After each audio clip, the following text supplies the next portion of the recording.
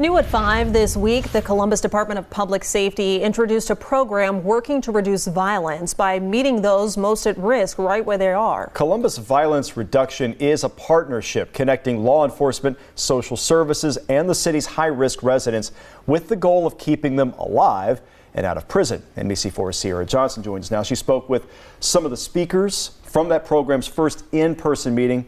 Sounds like the meeting gave people susceptible to violence a couple of options here. Yeah, that's exactly right. This program essentially proposed two options for those deemed responsible for a large portion of the gang violence here in the city: take advantage of services and get out of this lifestyle of violence, or be held accountable by law and federal law enforcement.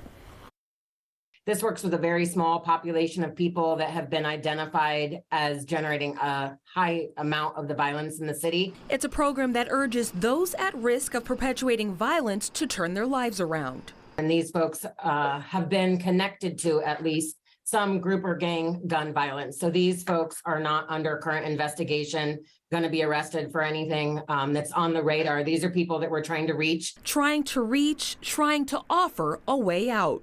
Molly Robbins serves as the director of Columbus Violence Reduction, or CVR, and she says about 3 months ago, custom notifications were sent to 30 people identified by Columbus police as potential candidates for the program.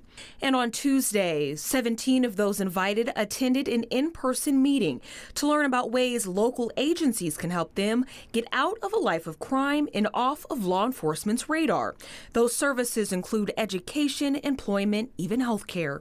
There's a lot of information being presented from a host of speakers, and it's a lot of serious information as well. And so they listened, engaged, and then after hearing the messages, we also had a meal afterwards. And so we were able to sit down and socialize. The men were very receptive. They seemed very attentive. They were very engaged. Dana Brock says he once walked in the shoes of those young men invited to attend CVR, and he attended that meeting. His message: there is another way of life, and this program could be the first step. I believe that value was restored in these young men, and in that, hopefully they will spread the message to the people that they run with, and the message will catch on.